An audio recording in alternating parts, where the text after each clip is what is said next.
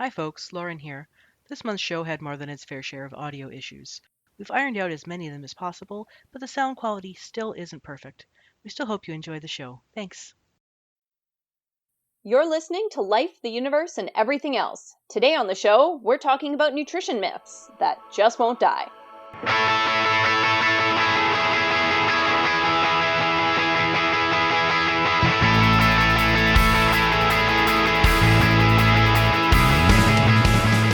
Life, the Universe, and Everything Else explores the intersection of science and society.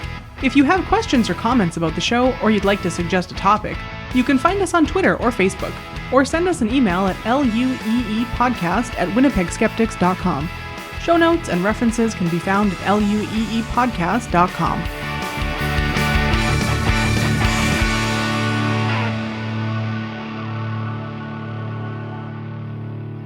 My name is Laura Creek Newman, and I will be your host tonight for once. And with me tonight is Lauren Bailey. Hi. Ashlyn Noble. Hello. And Jem Newman. Hi. Yeah, we said we were going to talk about security this month, but the thing is, we didn't really want to, so we're doing this instead. I, as always, am super excited to talk about nutrition. This is the one area where I'm like, yes, I can do this. I can just spout off stuff. It's very exciting to do that. And it's been a while since I hosted a show, so I thought it would be good to bring that around. Nutrition myths is always something that I think we all encounter. And as I was thinking about topics to talk about today, I was going through the different things that people will hear commonly or that you'll see out there commonly. And I feel like a lot of them have actually woven into so many of our other episodes, even when it wasn't nutrition related, just because of the type of topic that we're talking about. And of course, everybody's got to eat, so everybody's got an opinion about food and nutrition. So today we're going to talk about 3 different nutrition topics, I guess, where we want to set the record straight a little bit more. And to start us off tonight is Ashlyn, and she's going to be talking about food expiry dates. But first, it is our 10th anniversary episode. Holy moly, we made it to 10 years. Seems unbelievable. Do you think our show has an expiry date? Are we quite beyond our I'm best becoming beyond? more and more certain of that every day. I mean, I didn't think it was going to last 10 years a year. ago this month, we released our first episode of the podcast, and it was not very good. And So Halloween don't go themed back in and listen to November. it. It was a very weird decision. And every year I remember how weird that decision was. It was not any of our decisions. Correct. We were not involved. Throw the past hosts under the bus there. Well, if any of you still listen. I was actually on that first episode, but I wasn't a regular host until around episode 26 or so, I think. We are going to talk about expiry dates and why they are mostly garbage. And I thought that this would be a pretty easy and interesting segment to research. However, I've discovered I have very little interest in this subject. And also, the rules are very different between Canada and the US, which I didn't expect. I thought they would be largely the same, but they're not. The US rules are way easier to make fun of, so let's start there. First of all, there are no federal rules regarding labeling of foods as far as expiry dates or best before dates go. It's one of those things that they leave up to the states, which is a garbage system. Like voting. Yeah, just like whether your Terrible. ballot counts or not. So yeah, that is a state issue. And there are, I think, 9 states where there just isn't a state law. So nothing has to have a date on it for any reason, except baby formula. Baby formula is the one federally mandated one. And it is apparently because the nutrients in formula do break down over time, and they want to make sure that you're not feeding your child something that is basically white water. Yeah. Well, and another thing too that probably makes a difference is it's a sole source nutrition, Mm-hmm. whereas everything else is part of a diet.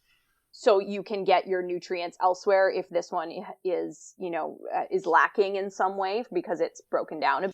And infants also have a much higher risk of infection and things like that. So my guess is that it's those are additional factors. So most states do have some law regarding labeling, but one of the big issues is that the words are so unclear and they're not mandated to use the same or even similar language.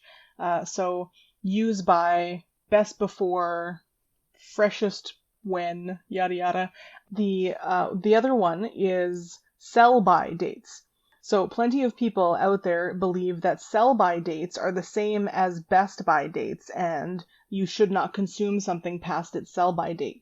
And a ton of food gets thrown out because of this, when in reality, sell by dates are mostly to convince grocery stores to turn over their product at a reasonable rate.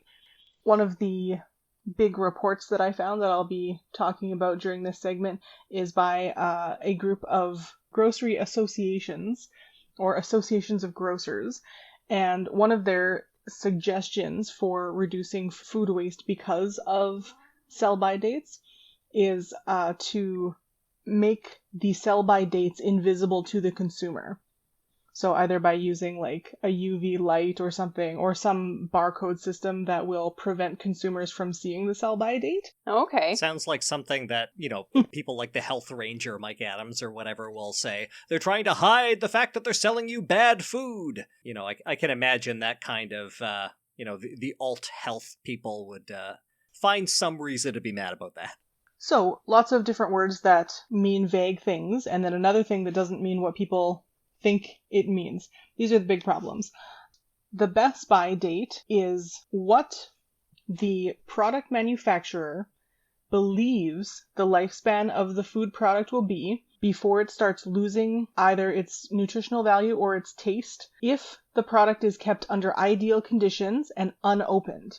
So even for me, that was a surprise. I thought that the best by date would be like, if you open this tub of sour cream and use it, it should still be good until this date. Apparently no. Mm-hmm. If you open something, all bets are off. So that makes me even more nervous for the future. Because I am the kind of person who looks at an expiry date, and depending on the product, especially for things like dairy, if it's even like on the day or the day after the expiry date, I think like, I don't know if I trust myself to like smell this correctly. The thing with dairy is that it's one of the things that is really obvious when it's gone off. Like, there are lots of other foods where it's less obvious, so... I'm gonna try and self-soothe? That's not the correct word for adults. I'm going to try and reassure myself, because we watched an Adam Ruins Everything episode about expiry dates, and I'm a little skeptical about this claim. Let me just say that. But he said in his video, and he tends to have fairly well-researched stuff, that even if milk smells bad and is chunky, because it is pasteurized, What? it is still safe to drink. No. Right? That didn't sit right with me. No, it's pasteurized. It's not sterilized. Like, how do you think it got chunky and smells bad? Right? Like, that is bacterial growth. Yes. So... Well, it's a result of bacterial growth. It can get chunky and smell bad for other reasons too. The bacterial growth causes an increase in acid production, and the acid is what actually causes the curdling action. But there are other things that you can do to cause the acid. So you can make your own buttermilk or buy buttermilk or whatever, and it is chunkier and sour smelling, because it is soured, and you can make your own buttermilk. I make soy buttermilk when I make pancakes by just mixing in a little bit of lemon juice and then letting it sit for a while. You can also make simple cheeses with just lemon juice. Mm-hmm. But yeah, that claim seems dubious to me. Yeah, as well. I don't know what this guy's talking about. No. Right? That seemed weird to me. And that was basically the end of my research for the day, so I did not go and extra verify that. So listeners, your homework assignment this month is... No! Do not get foodborne illness, please! I was going to ask them to research it, not drink it. I thought you were going to Laura. ask them to experiment in the kitchen! All right, well, either of those assignments, go ahead. See what happens. Expiry dates don't mean what you think they mean. And the sell-by dates are just for grocers. Now, how about in Canada?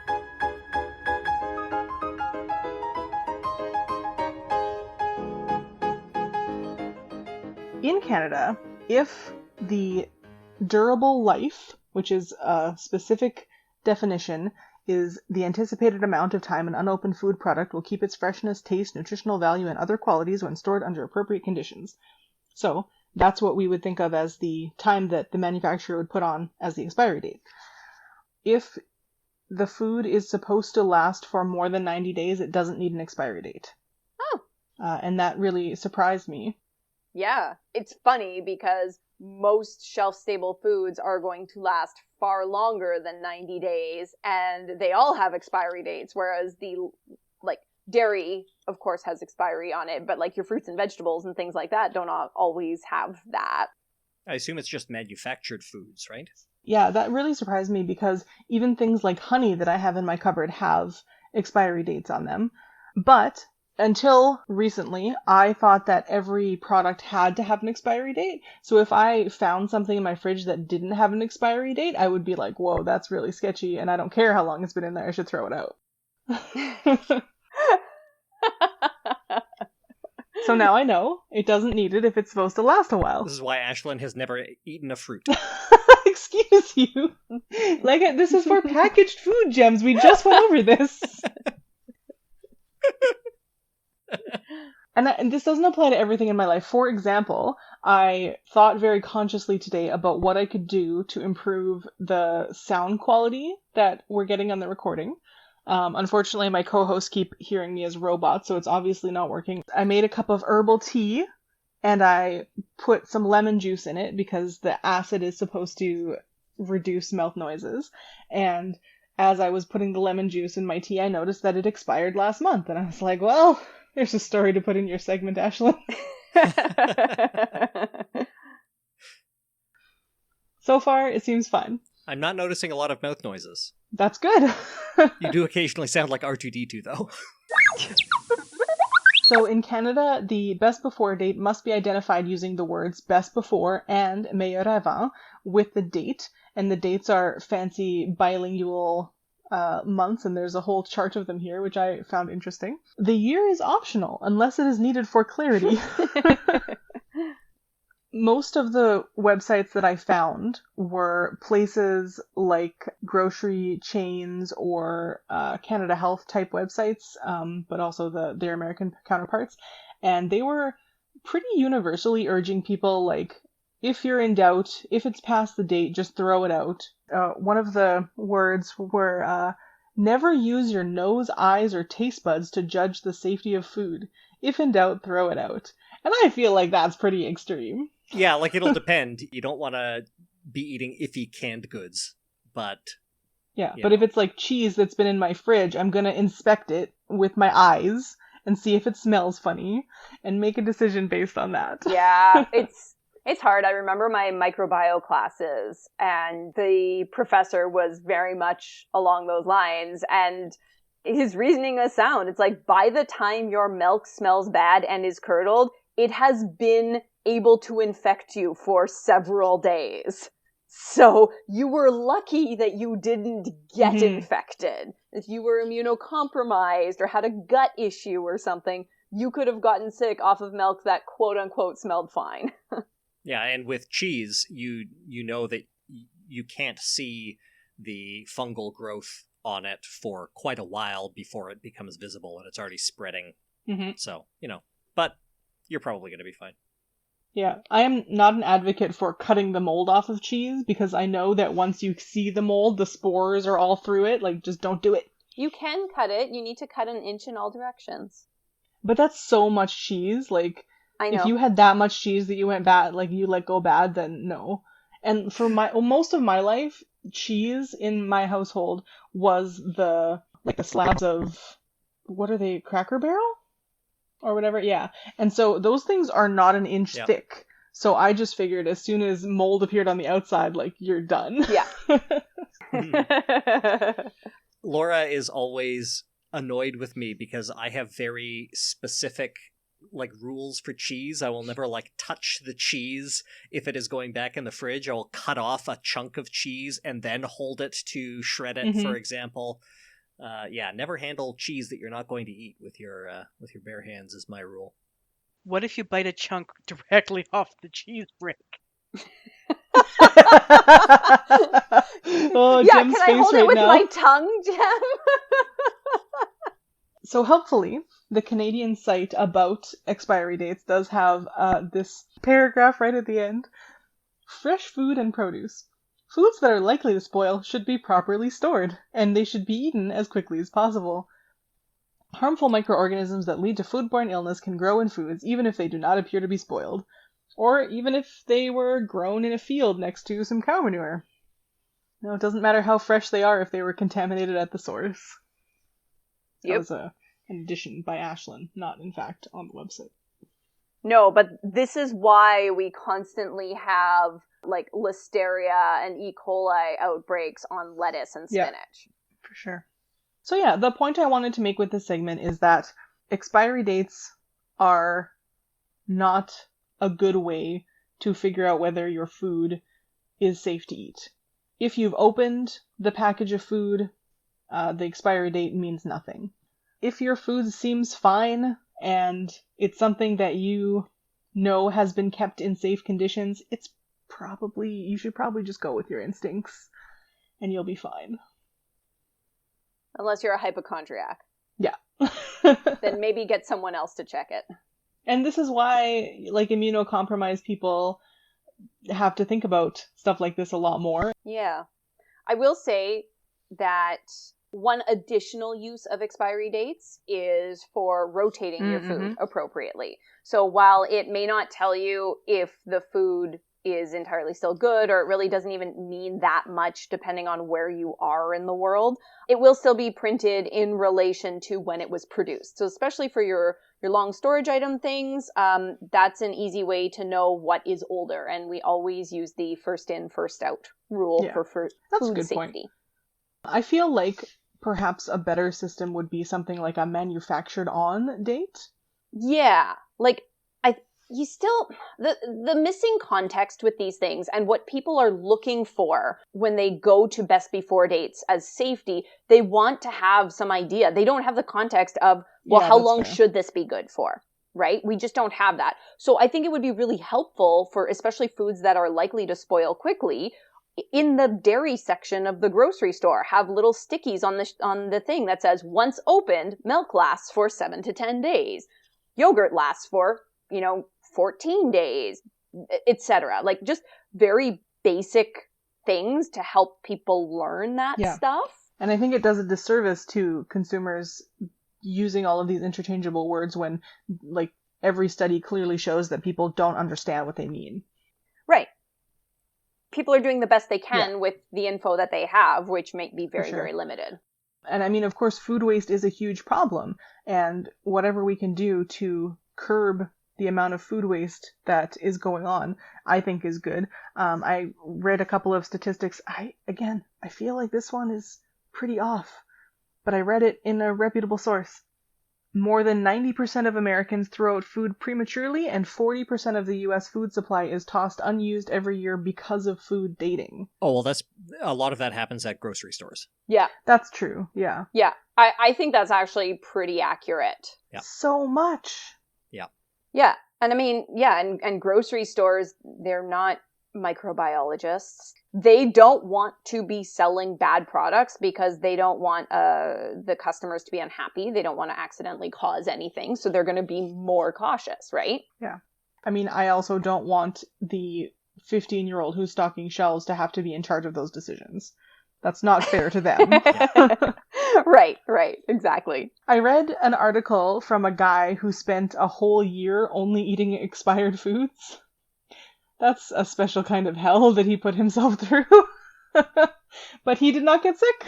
Yeah, well, the human body can do some incredible things. There are some YouTubers who will do kind of food dares. And there was one guy who was eating British military rations from the First World War. Oh my god. Yeah. Just cardboard. That guy must have felt... He's still alive. He must have felt Last I so checked. bad, though. Like, yes. Oh god. It is not a good idea. Yeah. Oh, I mean, gross. it wasn't a good idea at the time. Never mind 100 years later. Yeah.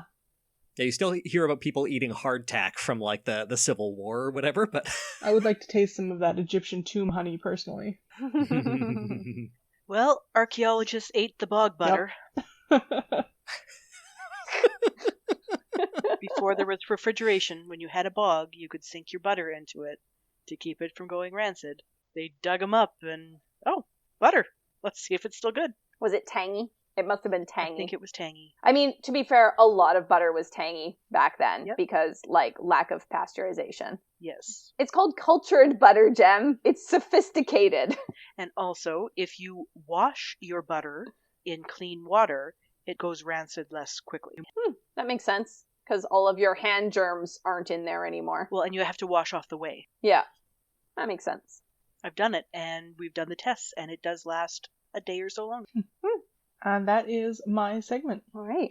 Thanks, Ashlyn. That's a really important topic. I know in dietitian circles, pretty much every blogging dietitian has a post on this because it is, like we talked about, something that is so confusing and unclear right from the legislation forward, it seems. So, thanks.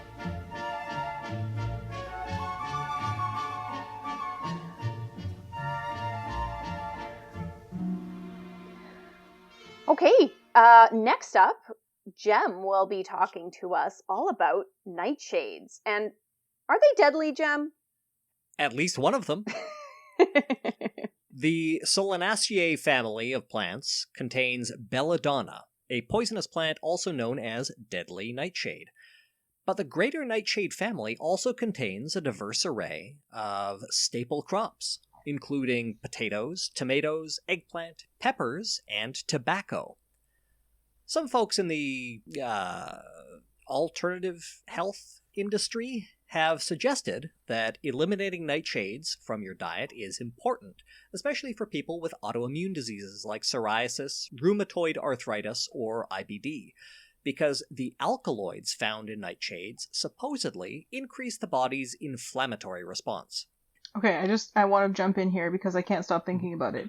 It would be really weird if the deadly nightshade was not in fact deadly. But there are worse plant names out there, so you never know. The deadly nightshade is indeed deadly, as are Right. several other members of the nightshade family. But... I assume that was the one. So, Tom Brady, who even I know is the most hateable quarterback in the NFL, avoids nightshades. According to his personal chef, I'm very cautious about tomatoes. They cause inflammation.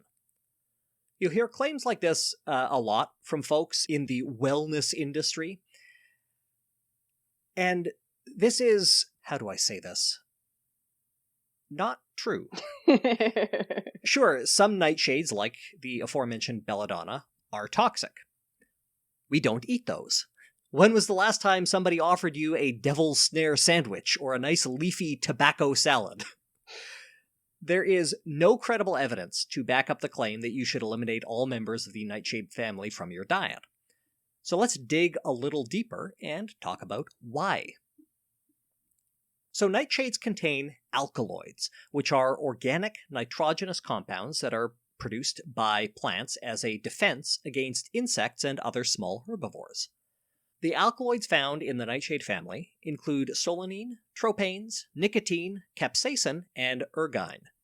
Ergine, which is a precursor to LSD, is found primarily in decorative nightshades like Morning Glory, while capsaicin is present in chili peppers, it's what makes them spicy, and in the eyes and lungs of peaceful protesters when police are around. Oh! Nicotine, of course, is mostly found in tobacco, although it is technically also present in edible nightshades at doses 1,000,000 times smaller. But when we talk about nightshades, folks are mostly worried about solanine and tropane. Potatoes, tomatoes, eggplant, and other members of the Solanum genus of the Solanaceae family contain solanine in small doses, and tropane, which is a precursor to atropine and cocaine, in even smaller doses. At high doses, solanine can cause diarrhea, vomiting, abdominal pain, headaches, and even hallucinations. A high enough dose will kill a person. Solanine has a median lethal dose of 2 to 5 milligrams per kilogram of body weight. Since potatoes have a glycoalkaloid concentration of 0.075 milligrams per gram, that means that if you're about my size, you'd have to eat between 2 and 4.5 kilos, that's 4 to 9 pounds, of potatoes in order to get a dose that's really going to hurt you. And that's at one time, too. We're not talking about, like, if you love potatoes and you eat them every day and you get that much. I mean, mashed potatoes are great and all, but we are talking mashed potatoes by the gallon. And if we're really talking mashed potatoes, you'd actually have to eat much more, because the alkaloids are actually found primarily in the skin of the potato and in the eyes. And even if you're a skin-on kind of person, alkaloids are denatured by heat.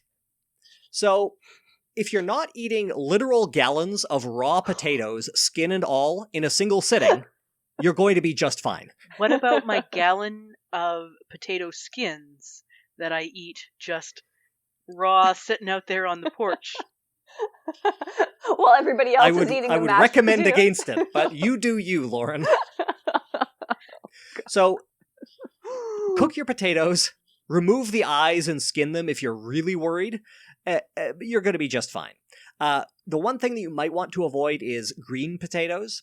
And if potatoes have lots of eyes, you can always cut them out. But generally speaking, you're going to have to work really hard to get a dose of solanine that's going to hurt you. And the thing is, nightshades contain a wide variety of nutrients that are an important part of a healthy diet. In addition, as I'm sure our resident dietitian will attest, the more varied your diet, the better. So artificially constraining your diet by eliminating a huge category of healthy foods generally isn't a good idea. Another claim that you might hear is that nightshades are bad for you because they contain lectins. This is half true. Nightshades, like many other plants, do contain lectins, and there's a lot of hubbub in alt-health circles right now about dietary lectins, with wellness coaches and the like claiming that eliminating lectins will cause weight loss or cure autoimmune diseases. Like solanine and other alkaloids, lectins can serve as a defense mechanism for plants against small herbivores. However, there's no evidence for any health benefits of eliminating lectins from your diet. While a few studies have shown that a diet in raw foods that are extremely high in lectins might be detrimental, you generally don't need to worry. And that's a good thing, because lectins are found not only in the nightshade family, but also in legumes like beans, peanuts, and lentils, and in many grains, including wheat. So if you wanted to eliminate lectins, you're massively limiting your diet. Luckily, there's no reason to do that, especially because, like solanine, lectins are denatured by heat. So, as always, if you have a food-related health concern, it's a good idea to speak to your local registered dietitian to clear things up. Aw, thanks, hon.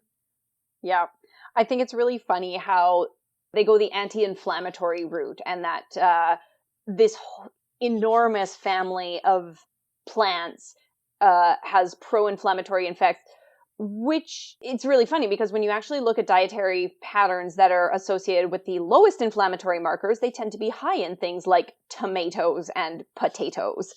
So explain that one, please. Yeah, anti-inflammation is like concerns about chronic inflammation big right now. Yeah, and there are reasons for it, but it's usually not for the reasons that these types of circles state. Excellent. Thank you, Jem. That was a really thorough overview, and it's always good to really dig a little bit deeper, because this is a claim that I don't hear all that often, but it just keeps popping up on those lists.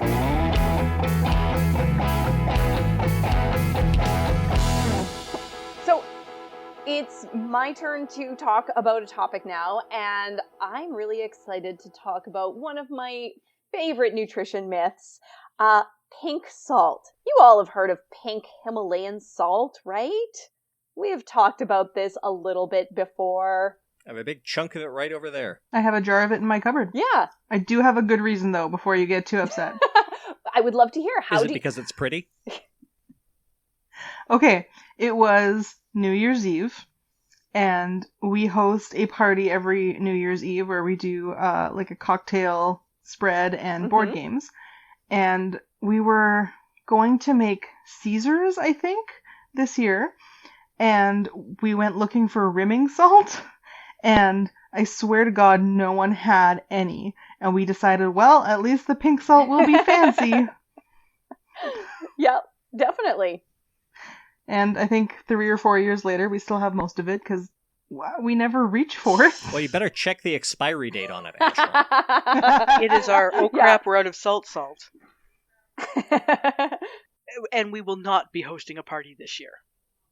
Just to remind everybody they're not invited. Right. Hear that, listeners? Aww. So this is, this is something that it won't die. And while I don't hear questions about it nearly as often as I used to, which is actually really interesting because over the last couple of years, I've moved into a role where I do a lot of counseling in the cardiac health realm. And so salt and cardiac health, which I'll talk about, is a big thing. I don't get nearly as many questions, but I know that it won't die because pink Himalayan salt has hit the mainstream. It's not just something that you find in your local natural food store or naturopath office or something like that. Like you walk into any large grocery store and they have at least one type of pink Himalayan salt, usually in some kind of a grinder or something like that. They even have store brands of it now. So it is embedding itself in culture, which if you're looking at it just as salt is fine. I mean, we've had sea salt for forever, actually, and that's fine, and it is a salt.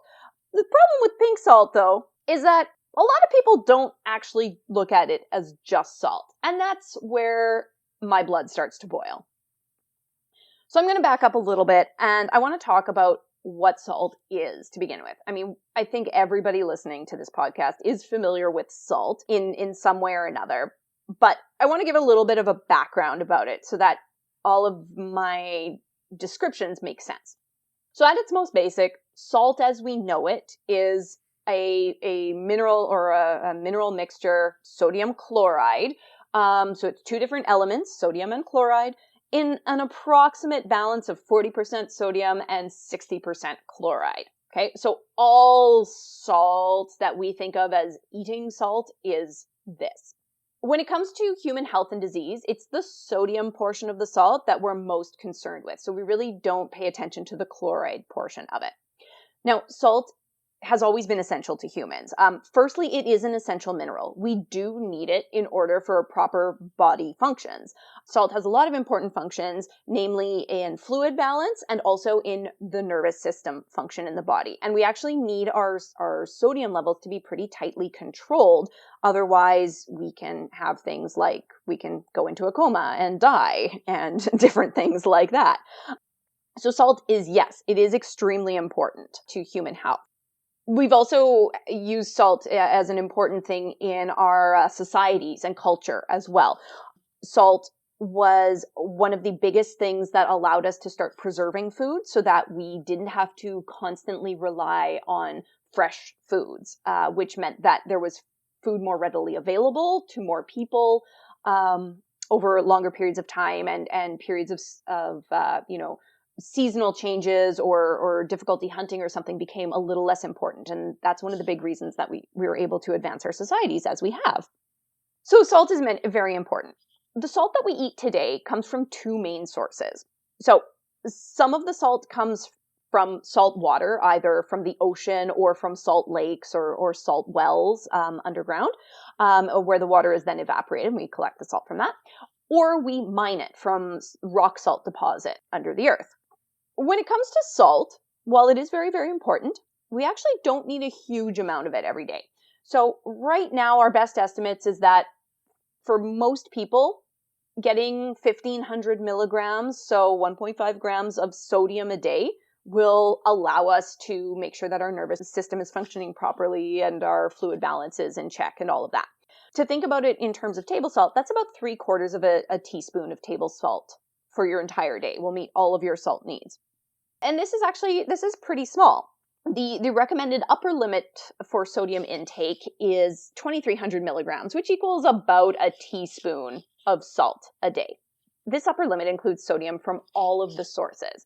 Now, salt as a food additive has been and continues to be a significant source of sodium in our diets, but some foods naturally contain sodium. For example, animal-based foods all have some amount of sodium in them because the animals consume sodium from the ground and other places, and they need it in their bodies to function as well. So dairy and your animal flesh all has some sodium in it as well. And that's something that we don't always remember. And then there's some other plant-based sources as well, but animal sources are more so. So that's your primer on salt, because I know you all needed that. But it's important to remember this. I'm going to add an extra note here that for some people, maybe 1,500 milligrams, 2,300 milligrams sounds like a lot of sodium in a day, or thinking, well, I don't use a whole teaspoon of salt. But again, thinking of all food sources, today in Canada, in our food supply, the vast majority of the salt, or sodium rather, that we eat is added into foods through a variety of food additives containing sodium, some of which is salt. And most of that is done before the consumer ever touches the product.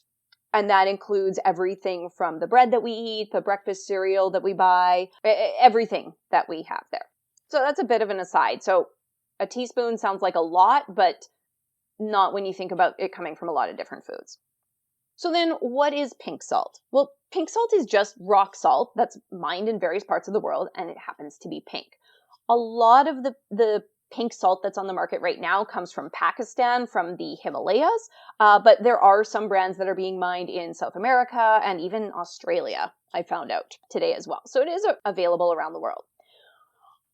The pink salt is pink because it does contain some other trace elements in it, including potassium and iron oxide. And these will give it the color that we have.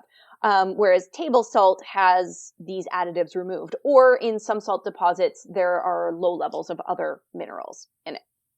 So why am I even talking about pink salt? Well, it's because pink salt has that lovely health halo around it. Most people aren't looking at pink salt as just another type of salt to rim your Caesars with, right? Pink salt is a superfood. Didn't you guys know that? I'm pretty sure you've all heard this, right? Uh-huh. Do any of you have any claims or things that you've heard about pink salt? I'm just curious before I start listing some. I remember the claim that having a lamp or a candle holder made of pink salt would cause, like, ions to be rebalanced, cause an increase in, like, negative ions or that were good for you or something like that. Yep. In the air that would make you healthier, which is just total nonsense.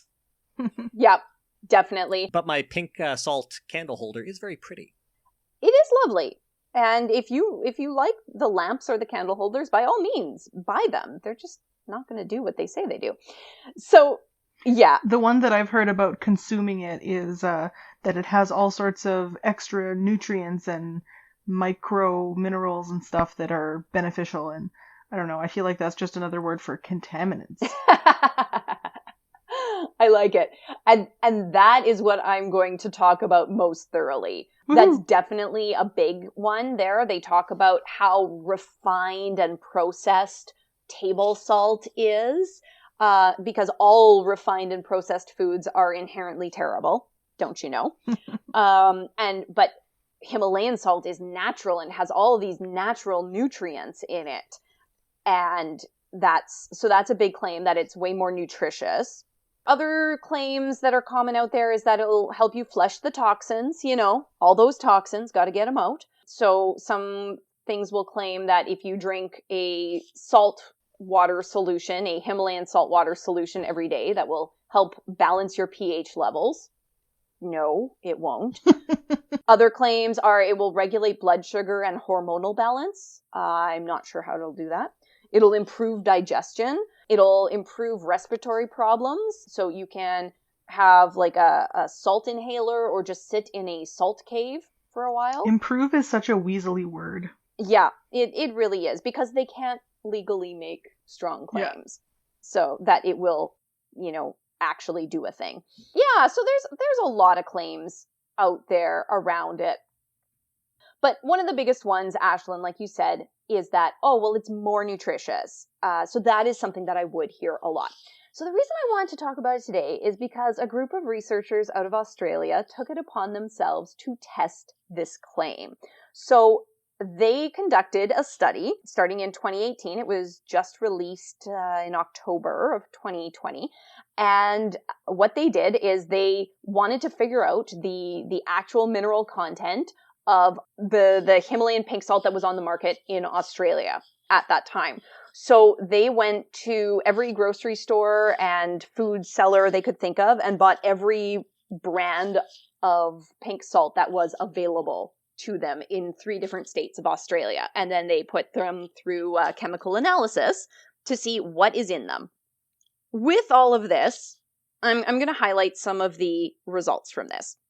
And I should say, too, they compared the results of these, of the Himalayan salt, or the pink salts, rather, to standardized iodized table salt. Unsurprisingly, they did find extra minerals in there. Now, table salt will have a small amount of other minerals, but in the processing of it, it will have a lot of those, like you say, contaminants or impurities removed, because food manufacturers want to sell salt, and so they don't want to be selling other types of things there, especially of unknown amounts. So a lot of those other impurities are removed, whereas pink salt, it is less processed. And for salt, really, that means like grinding and maybe small chemical process to remove things like iron, but it's still salt. So pink salt has more of these minerals. The most abundant minerals in the pink salt are things like, again, the calcium is actually a big one. Potassium, iron is another one. Magnesium. These are some of the minerals that occur in the highest amounts in the sodium chloride. Because there are some other minerals in the salt, there is a slightly lower amount of sodium in the pink salt compared to the table salt, which I'm going to get back to in a minute.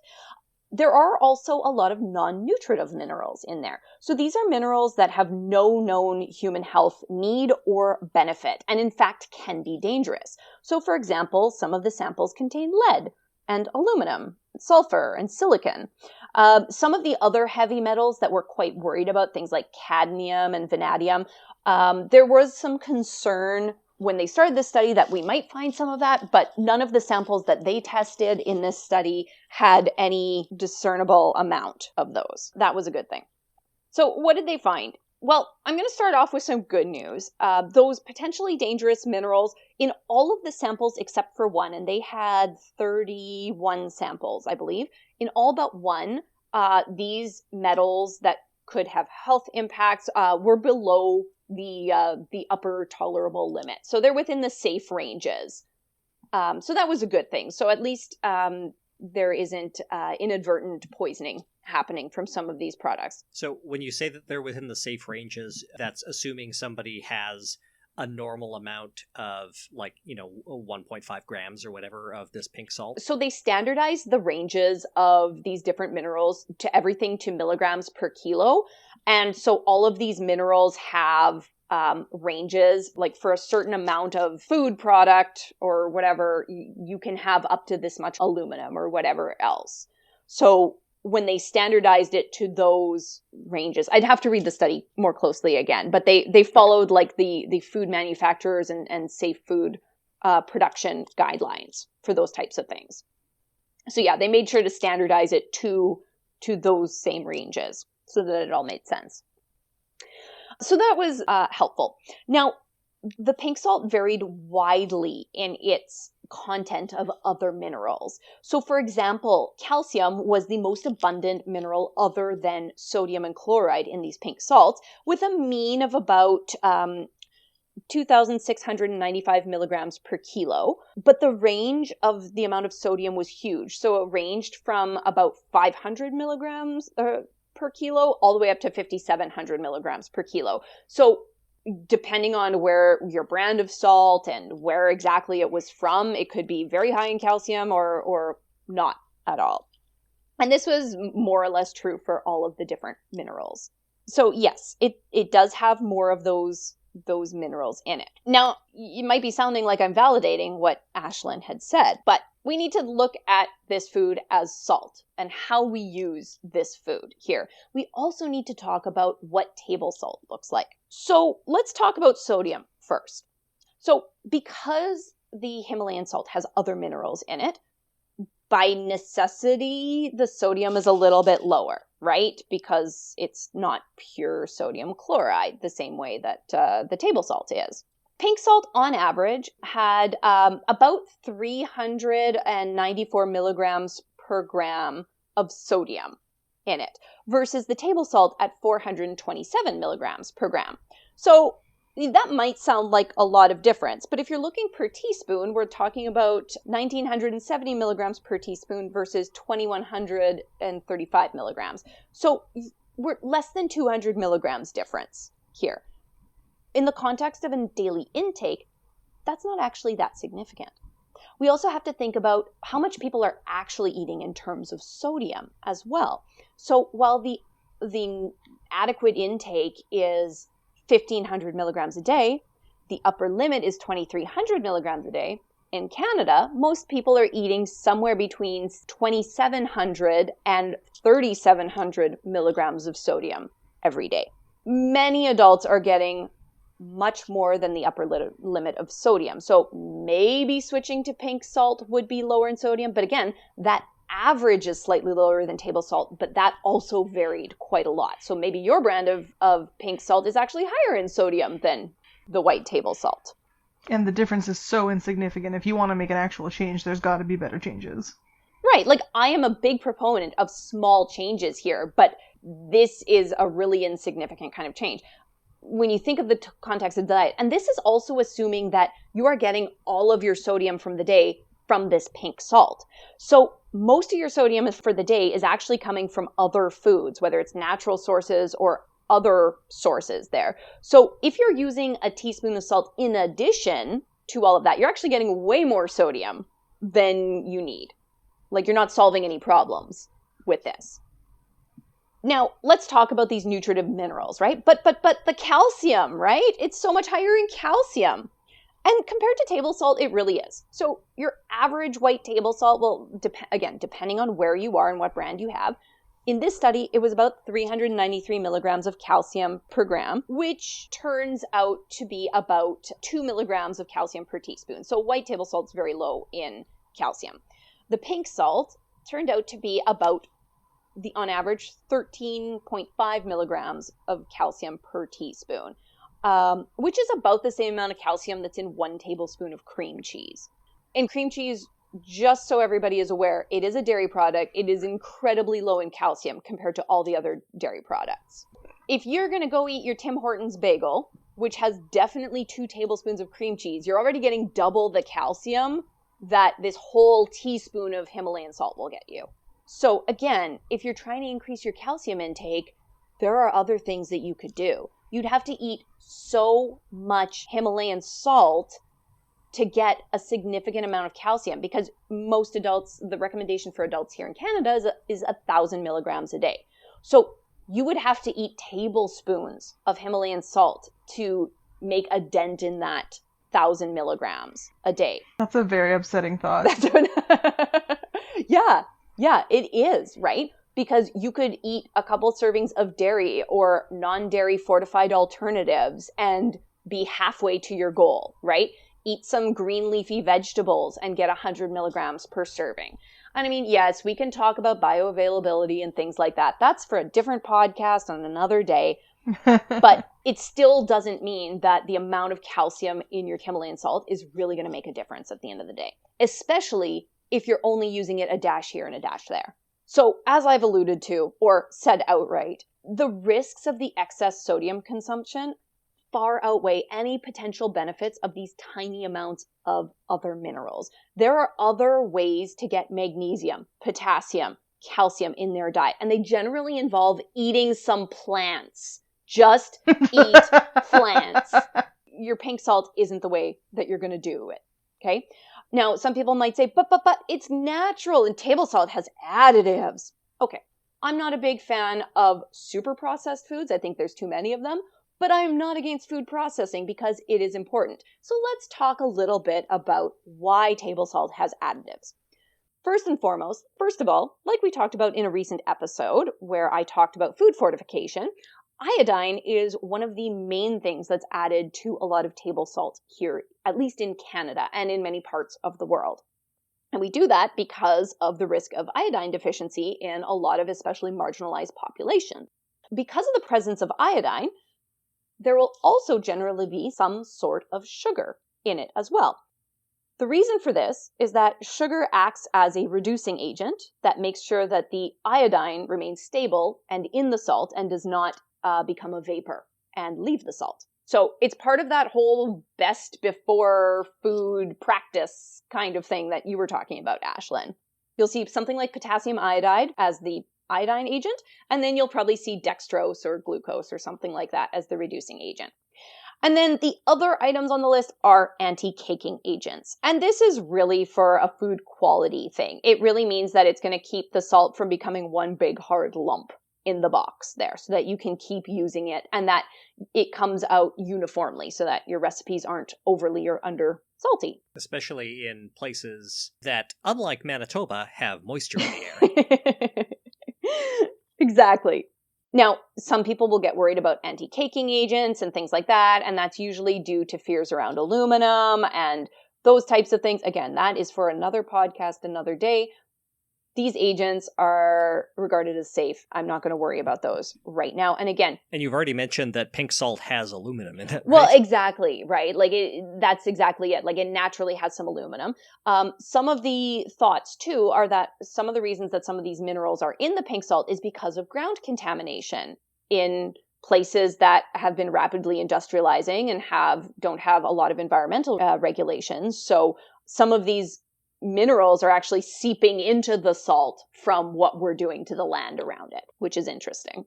So no, we don't need to be worried about table salt and its quote unquote scary additives for that. They're just basic things, and in some cases they can actually help prevent nutrient deficiencies. As much as I've been saying this for years, this study really showed that pink salt is salt. The amounts of these other minerals are so minute that unless you are eating nothing but a teaspoon of salt a day, which boy, do you have other problems at that point, you're going to get those nutrients in other places. Or there are far better ways and tastier, I would say, to get those nutrients through whole foods, in which cases you'll get other nutrition as well. So pink salt is just salt. If you like the way it looks, if you like the way it tastes, use it. If you like the way that your salt lamp lights your room, use it. Is it going to cure your asthma? Absolutely not. Is it going to cure your digestive problems? No. Is it going to raise your blood pressure? If you use a lot of it, yes. I'm curious how this pink salt craze compares to the earlier sea salt craze. Yeah. Sea salt was already a specialty but normal product by the time I became aware of it. Like, it was sort of a fancy thing. We never used it in my house growing up. But it was a fancy kind of thing. So I wonder if it followed a lot of the same trend. I'm sure there was some of it, but with pink salt coming of age in the age of data and the age of online activity, I think it's probably far worse. I would be positive that sea salt always had a small following of people who claimed its health benefits and that, but it's just so much more amplified with the pink salt now. And it's basically the same thing, right? Like, it has a slightly different color, maybe a slightly different flavor profile because it has slightly different adulterants in it. Yeah, like it's just not like those extra minerals just aren't removed from it. Do they make claims that it tastes better? Like, because that's not something I feel like I remember seeing much of. For pink salt, that's not usually what I see. I mean, I won't say definitively, but it's really health and like aura related claims. Yeah. I've seen that taste claims for sea salt, but And I mean, that's true. Table salt and sea salt do taste different. Sure. Yep. I was curious. I did a cursory internet search and I couldn't find anything on it. How we saw with the quinoa craze, how it devastated the crops in Peru and Bolivia, where people actually relied on it as sustenance. Are we seeing this for the pink salt craze in Pakistan or anywhere else? Or because it's a rock, is it more plentifully available? Yeah, I think that I think it's more the latter. I mean, I'm not a researcher on this. I really have not been in the field. I'm just throwing some conjecture out here, but I would say that it is going to be more like, it's just available there. It probably opened up a new industry or it might mean that people actually get paid a little bit faster even, because maybe they would have mined the salt anyway, but then it had to go through processing to make it white and remove the impurities and that, and now they can just ship it as is, maybe? Yeah. That's when something. I did a Google about pink salt, all I got was a whole bunch of whack. Oh, yeah, it's bad. Like, I haven't looked it up for a long time, but I had to, just to remind myself all of the claims that people are making for it. So that's that's pink salt. It is still just salt. If you like it, you can use it, but it's salt and nothing more. We've talked about a lot of nutrition myths, and boy, are there more than what we've even talked about tonight. I could go into more, but I want to keep everybody really engaged in that. So at this point, I think I will switch it up a little bit, and we will move on to our Something Nice segment for this month. Because that is always something that helps us feel a little bit good about some of the things going on. Because, boy, has it been a month, right? Uh-huh. With COVID and the U.S. election, even though we're not in the U.S., we hear about it. It's everywhere. So it affects us. It does. Yeah. Bit. So my lovely co-hosts, let's hear about something nice in your lives over this past month. I'll go first. I purchased for myself an iPad and the fancy Apple Pencil, and I have been learning how to do some like digital painting and drawing, and it's really calming, and I'm learning a lot from different tutorials online, and it's been really good. That sounds really fun. That sounds lovely. That's excellent. And do you have additional plans for this drawing or anything, or it's just another fun activity?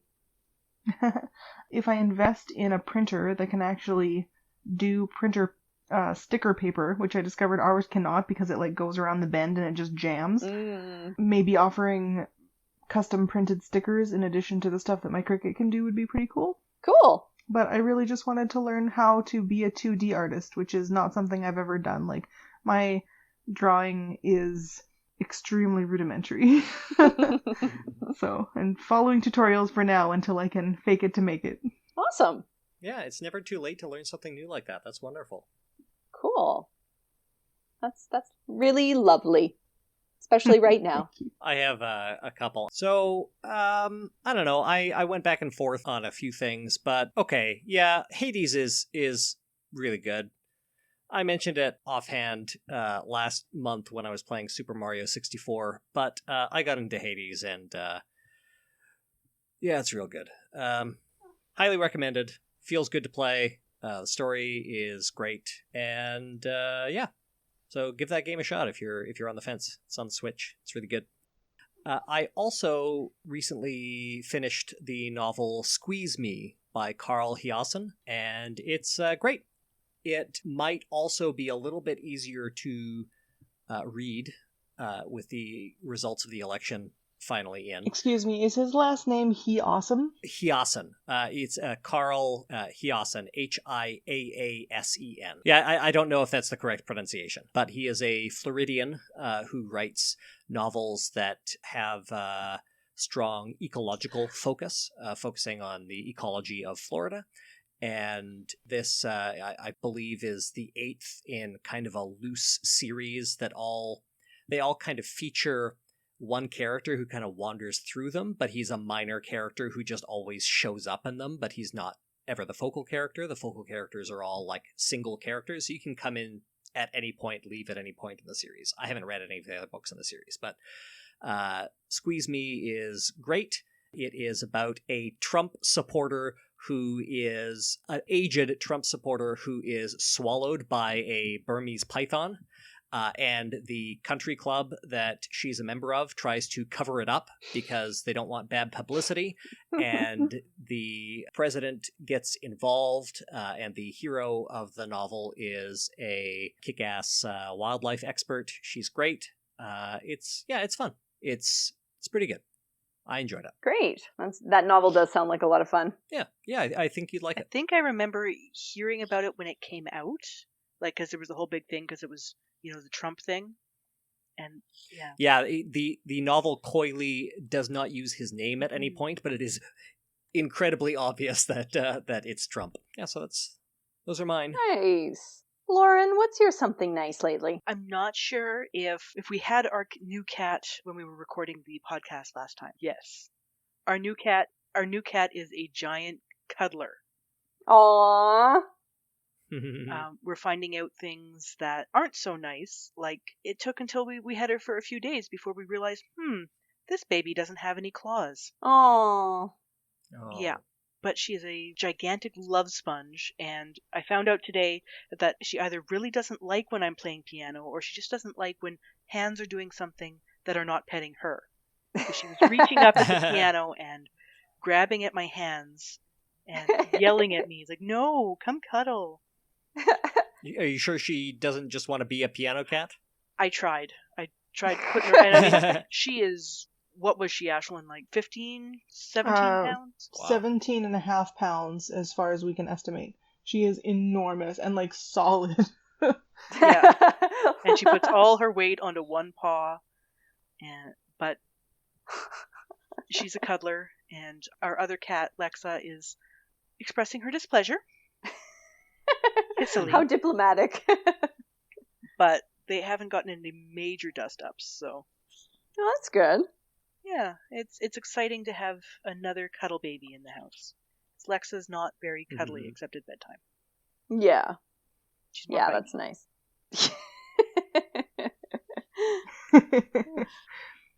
We're not allowed to fuel Jem's hatred of cats. Oh, Don't I should the mention biting. right now, Jem, Kira says she wants a kitten for Christmas. Jem, do you like any animals? Like, would you prefer to have a dog or something? No, dogs would be worse. Okay. I didn't think so. I figured that. But I was At curious. least cats will leave me alone some of the time.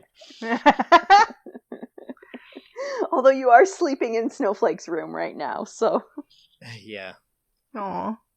I'm in isolation from the rest of the no. family right now, so... Did you get exposed for sure, or? I got a notification from the app, but yeah, like I definitely got exposed probably multiple times at school because it keeps running through the med students. Yeah. And because of the way like we're wearing PPE in almost all cases, but the day before I got the exposure notification, I was like in somebody's throat, examining their oropharynx. Yeah. So they weren't wearing a mask at that point because that would make it very hard to examine their oropharynx. Yeah.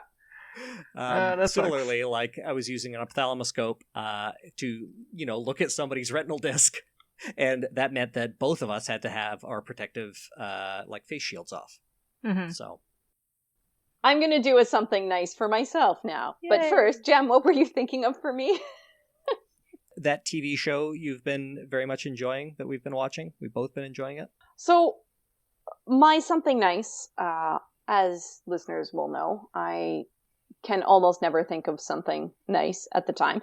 But Jem just reminded me of something. The show What We Do in the Shadows, if you have not watched it, it is phenomenal. It is so good. It's just so good. And I love it. And I'm so glad that it has a second season. And I hope that there will be many more. So in the few moments that we've had to watch TV together, we have watched that. And that's been a lot of fun. The movie was a hoot. I haven't dug into the TV show. The movie was super fun, and the show is really good. It has its own elements which make it really fun. So it just it complements the movie, but it goes its own way, and it's really good. For listeners who are not familiar, What We Do in the Shadows is a mockumentary TV series on FX based on a mockumentary film that portrays a film crew following around a coven? I don't know if that's the correct a collective noun, but a group of vampires who all live in a house together. In the modern day. The original in the modern day. and it is very funny. The original featured, and I believe was directed by Taika Waititi, who has gone on to obviously do lots of phenomenal things. And this one is made by the same creative team, and Taika Waititi is involved as well. It features different vampires, but I highly recommend. Yeah, it's a lot of fun, and I appreciate that. Another something nice for me is that a few weeks ago, I got new running shoes, and I'd been in need of these for a while, and I know it sounds like such a basic thing, but I'm inordinately excited about them. I got a really great deal on them too, which makes it even more exciting, but they're fun, and they're snazzy, and it makes me want to walk everywhere all the time, and I even went on a couple runs with Jem, which I generally don't run anymore, so I was willing to do that because of fun new shoes. So it's really cool how sometimes just like a little thing changes everything you want to do in a day to do that kind of stuff. So what are we talking about next month, Ashlyn? I would like to talk about stories of humans doing things at the limit of human ability. Well, thank you everyone for joining me tonight. This was a lot of fun. Thank you for indulging me in talking about nutrition. I have some more food-related topics that I'd like to talk about in the coming months. Take over anytime. Anytime. All right. Take care, everyone. Good night. Night. Good night.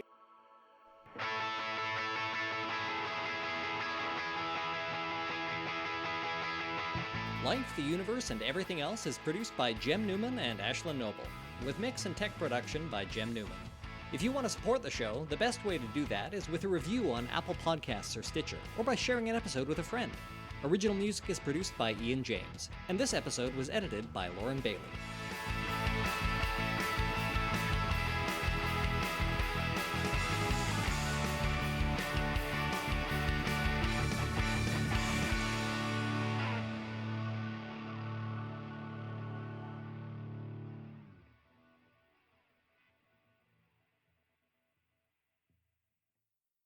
Life. Don't talk to me about life. So, my turn to talk about things now, and I am going... Oh, Lauren? No, that was just me okay. I was like, applauding. did you do a segment and we didn't know? Oh God, I'm sorry. No, that was just me applauding when in a soundless environment. Right, I see. Right. No, that's all good. That's all good. Okay. Next time on Life, the Universe, and Everything Else, butts.